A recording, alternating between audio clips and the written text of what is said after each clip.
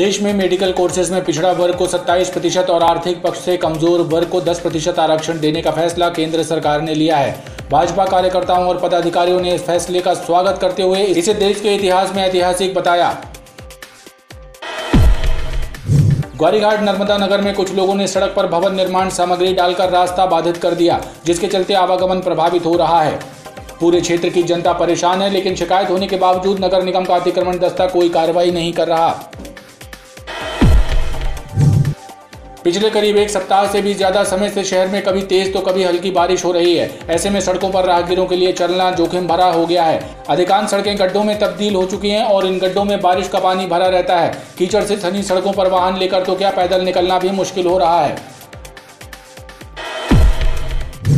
कटनी की एक महिला सरपंच के साथ जबलपुर में एक ऑटो चालक द्वारा छेड़छाड़ करने का मामला सामने आया। महिला शहर में अपने बीमार पति का इलाज करवाने आई थी। महिला के पति दमोनाका में स्थित निजी अस्पताल में भर्ती हैं। दमोनाका से बड़ा फुहारा जाने के लिए महिला एक ऑटो में बैठ गई, लेकिन ऑटो ड्राइवर उन्हें 2 घंटे यहाँ वहाँ घुमाता रहा और फिर धर्मंतरी नगर ले जाकर उनसे छेड़छाड़ करने लगा। इस बीच महिला डायल 100 वाहन को देखकर ऑटो से कूद गई और पुलिसकर्मी को आपबीती सुनाई।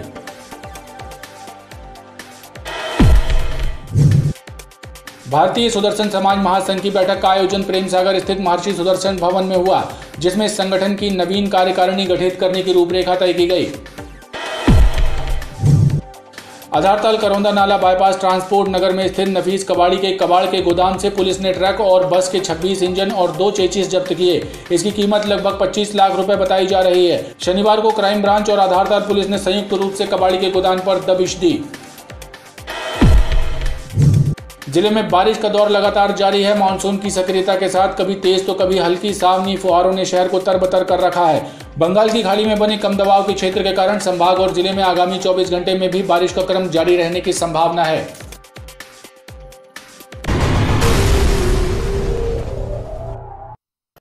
नमस्कार, बीटीवी न्यूज में स्वागत है आपका। इस बुलेटिन के साथ मैं हूं कृष्ण कुमार और आइए इस बुलेटिन की शुरुआत करें। उससे पहले नजर डालते हैं हेडलाइंस पर। पर्यावरण संरक्षण की अलग जगह रहा दैनिक भास्कर का पौधे अपने परिजन अभियान। सामाजिक और राजनीतिक संगठनों से जुड़े लोग भी बन रहे इस अभियान का हिस्सा। और सिवनी से जबलपुर लाई जा रही 8 लाख कीमत की 130 पेटी अंग्रेजी शराब जब्त। आबकारी विभाग ने बरगी के निगरी से जब्त की शराब की खेप।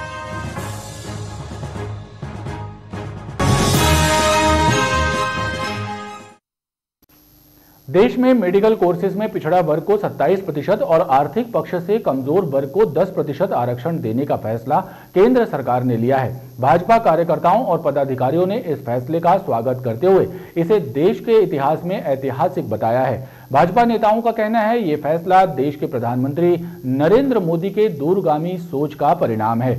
इसका फायदा न केवल देश बल्कि हर वर्ग के छात्रों को होगा। केंद्र सरकार ने चिकित्सा के क्षेत्र में पिछड़ा वर्ग को 27% और आर्थिक पक्ष से कमजोर वर्ग को 10% आरक्षण देने का फैसला किया है। केंद्र के इस फैसले को लेकर भाजपा आम जनता के बीच पहुंच रही है। भाजपा नेताओं ने इस फैसले को ऐतिहासिक और देश के प्रधानमंत्री नरेंद्र मोदी की दूरगामी सोच का परिणाम बताया है। भारतीय जनता पार्टी पिछड़ा वर्ग मोर्चा ने केंद्र के इस फैसले को लेकर पत्रकार वार्ता की। पत्रकार वार्ता को संबोधित करते हुए कैंट विधायक अशोक रोहानी ने कहा कि केंद्र सरकार ने देश के हर वर्ग के हितों की चिंता करते हुए चिकित्सा के क्षेत्र में पिछड़ा वर्ग को 27% और आर्थिक पक्ष से कमजोर वर्ग को 10% आरक्षण देने का जो फैसला किया है, निश्चित ही उसका लाभ छात्रों को मिलेगा और देश में डॉक्टरों की कमी को भी पूरा किया जा सकेगा। इस निर्णय से देश में लगभग 55% जो पिछड़ा वर्ग के लोग निवास करते हैं उनके लिए हर्ष का विषय है और इसमें कहीं भी किसी भी वर्ग के हितों को नहीं छेड़ा गया है। उनके हित अपनी जगह पे बरकरार हैं और सभी को समान वर्ग सामाजिक न्याय के हिसाब से यह ऐतिहासिक फैसला लिया गया है और पिछड़ा वर्ग मोर्चा और हम सब लोग माननीय नरेंद्र मोदी जी का बहुत बहुत आभार व्यक्त करते हैं। ग्वारीघाट नर्मदा नगर में कुछ लोगों ने सड़क पर भवन निर्माण सामग्री डालकर रास्ता बाधित कर दिया है, जिसके चलते आवागमन प्रभावित हो रहा है। पूरे क्षेत्र की जनता परेशान है, लेकिन शिकायत होने के बावजूद नगर निगम का अतिक्रमण दस्ता कोई कार्रवाई नहीं कर रहा है।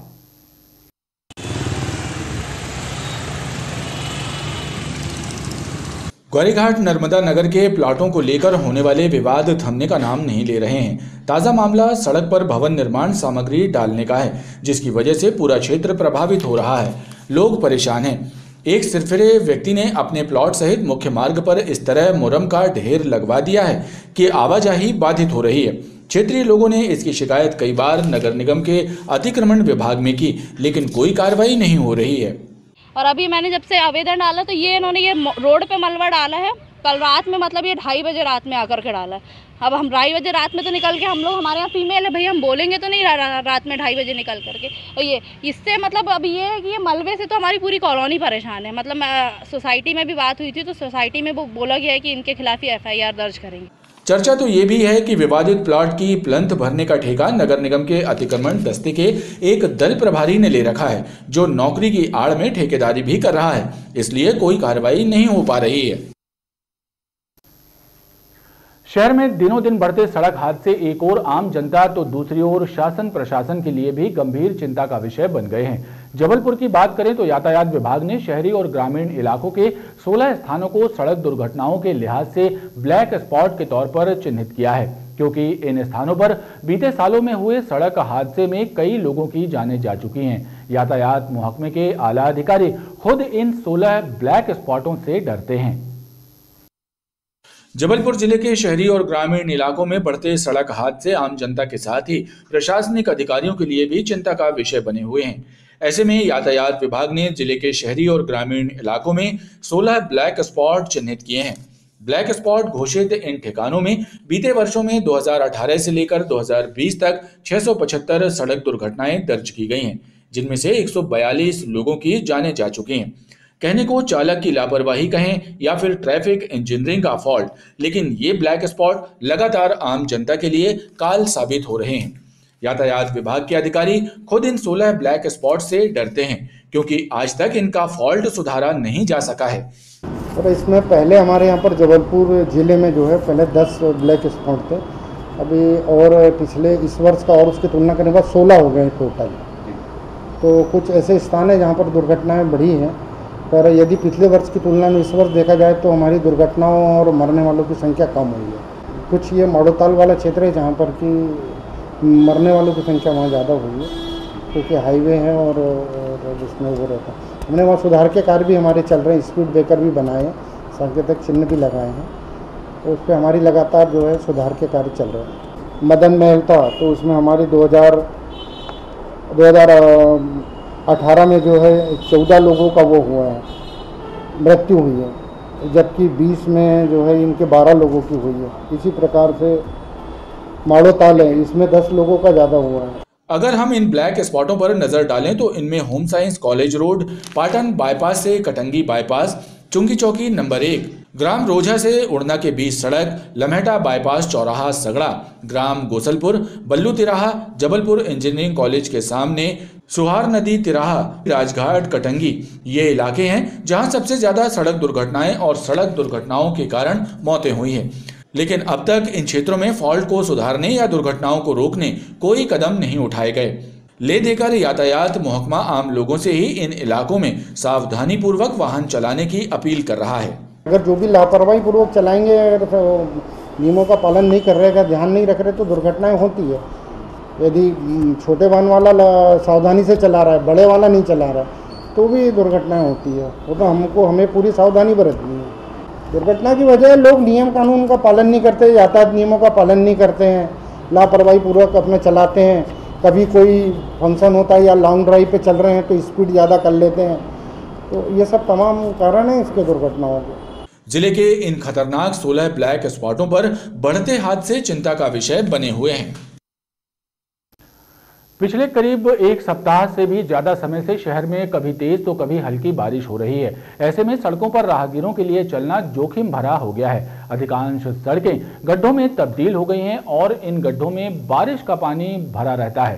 कीचड़ से सड़ी सड़कों पर वाहन लेकर तो क्या पैदल चलना भी मुश्किल है। आधारताल से करौंदा नाला को जाने वाली सड़क की बदहाली के कारण लोग दुर्घटनाओं का भी शिकार हो रहे हैं। करोड़ों रुपयों की लागत से बनाई गई सड़कों की बारिश पोल खोल रही है। पिछले एक सप्ताह से ज्यादा समय से शहर में कभी तेज तो कभी धीमी बारिश का सिलसिला जारी है। ऐसे में सड़कों के परखच्चे उड़ गए हैं। गड्ढों में तब्दील सड़कों पर चलना अब जोखिम भरा साबित हो रहा है। करौंदा नाला से आधारतल तक जाने वाले मार्ग का हाल भी बेहाल है। बारिश में गड्ढों और कीचड़ में तब्दील हो चुकी सड़क के कारण बड़े सड़क हादसे भी हो रहे हैं। लोगों की माने तो करीब 2 वर्षों से सड़क का हाल बेहाल है। जहां देखो वहां गड्ढे और कीचड़ है। ऐसे में वाहन तो क्या पैदल चलना भी दूभर हो गया है। हाँ, ये रोड बहुत खराब है। इससे बहुत ज़्यादा दिक्कतें हो रही हैं आने जाने वालों को और कई घटनाएं भी हो रही हैं। आप ये रोड खराब है? हम लोग तो इसको साल भर से देख रहे हैं, जब से दोबारा रिपीट ही नहीं हुई इसका। यहाँ से महाराजपुर से करौंदा नाले तक रोड बिल्कुल ख़राब है। बड़े बड़े गड्ढा है और यहाँ जो महाराजपुर बावली में ऐसा मलबा डलवा रहे हैं कि जिसका कोई हिसाब नहीं। इससे और नुकसान है आदमियों को। हाँ, यहाँ एक्सीडेंट का खतरा भी है और होते भी हैं। खतपत बाढ़ के पास अभी एक्सीडेंट हुआ है 1-2 दिन के पहले, आदमी ख़त्म हो गया ये गड्ढों के पीछे। यहाँ का विधायक ने पार्षद ने प्रशासन को ध्यान ही नहीं दे रहा। अरे भैया, 1-2 साल हो गया, बहुत घटनाएं घट रही है यहाँ पर और शासन प्रशासन ध्यान नहीं दे रही है, नगर निगम ध्यान दे रहा है। यहाँ बहुत सी समस्याएं हैं, उसको निपटारा करें भैया। हम लोग ऑटो वालों को भी बहुत परेशानियां हैं। बारिश के कारण सड़कों पर चलना लोगों के लिए भले ही मुश्किलों भरा हो, लेकिन गड्ढों को भरने में शासन प्रशासन कोई दिलचस्पी नहीं दिखा रहा, जिससे सड़कों की हालत बदहाल हो गई है। भारतीय सुदर्शन समाज महासंघ की बैठक का आयोजन प्रेम सागर स्थित महर्षि सुदर्शन भवन में हुआ, जिसमें संगठन की नवीन कार्यकारिणी गठित करने की रूपरेखा तय की गई। साथ ही जिन पदाधिकारियों का कार्यकाल पूर्ण हो चुका है, उनके द्वारा किए गए कार्यों का लेखा जोखा प्रस्तुत किया गया। सुदर्शन समाज की एक महत्वपूर्ण बैठक का आयोजन संगठन के नेता दिलीप हाथीबेड़ की अध्यक्षता में हुआ, जिसमें पुरानी कार्यकारिणी की समाप्ति की घोषणा करते हुए नई कार्यकारिणी बनाने की रूपरेखा तय की गई। साथ ही समाज में शिक्षा और स्वरोजगार को बढ़ावा देने के संकल्प के साथ योजनाओं पर विचार विमर्श किया गया। जो समाज में हमारी एकता और अखंडता, उसके लिए हम लोग भरपूर प्रयास कर रहे हैं समाज को जोड़ने का, और आने वाले जो समस्याएं हैं उसको भी दूर करेंगे। बैठक में पिछली कार्यकारिणी के क्रियाकलापों का लेखा जोखा प्रस्तुत कर उसकी समीक्षा भी की गई। कटनी की एक महिला सरपंच के साथ जबलपुर में एक ऑटो चालक द्वारा छेड़छाड़ करने का मामला सामने आया। महिला शहर में अपने बीमार पति का इलाज कराने आई थी। महिला के पति दमोनाका में स्थित निजी अस्पताल में भर्ती हैं। दमोनाका से बड़ा फुहारा जाने के लिए महिला एक ऑटो में बैठ गई, लेकिन ऑटो ड्राइवर उन्हें 2 घंटे यहाँ वहां घुमाता रहा और फिर धनवंतरी नगर ले जाकर उनसे छेड़छाड़ करने लगा। इस बीच महिला डायल 100 वाहन को देखकर ऑटो से कूद गई और पुलिसकर्मी को आप बीती सुनाई, जिसके बाद पुलिसकर्मी ने ऑटो को ढूंढ निकाला और ड्राइवर को हिरासत में लिया। कटनी जिले के ढीमरखेड़ा से अपने पति का इलाज कराने आई एक महिला सरपंच के साथ जबलपुर में एक ऑटो ड्राइवर और उसके साथी ने छेड़छाड़ कर दी। महिला ने हिम्मत दिखाई और डायल 100 वाहन को देखते ही ऑटो से कूद गई। उन्होंने डायल 100 के आरक्षक राम नरेश को अपनी आप बीती सुनाई, लेकिन इस दौरान ऑटो वाला भाग खड़ा हुआ। लेकिन FRV के आरक्षक ने ऑटो ड्राइवर और ऑटो को ढूंढ निकाला और उसे हिरासत में लिया। दरअसल महिला पहली बार जबलपुर आई थी और दमोनाका से बड़ा फुहारा जाने के लिए वो ऑटो में बैठ गई और ऑटो चालक उन्हें 2 घंटे तक शहर घुमाता रहा। उन्होंने बताया कि वो इधर इस तरफ मड़फैया रोड में गए हुए हैं और वो मेरे साथ गाली गलौज और अश्लील हरकत कर रहे थे। तो उसकी बताए अनुसार उसी रोड पर हम लोगों ने उसका ऑटो का पीछा किया और उसको लाल बिल्डिंग के करीब आके पकड़ा।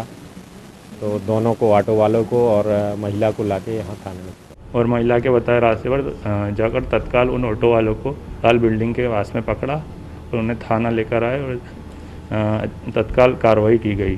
तो ये बहुत ही सराहनीय कार्य है, मैं इसकी प्रशंसा करता हूँ और हमारे कर्मचारी को बधाई देता हूँ और पुलिस अधीक्षक महोदय की ओर से उनको पुरस्कृत भी किया जाएगा।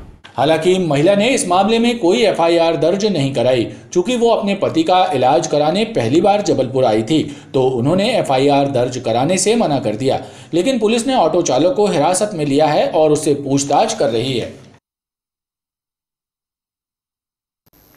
आधारताल करौंदा नाला बाईपास ट्रांसपोर्ट नगर में स्थित नफीस कबाड़ी के कबाड़ के गोदाम से पुलिस ने ट्रक और बस के 26 इंजन और 2 चेचिस जब्त की।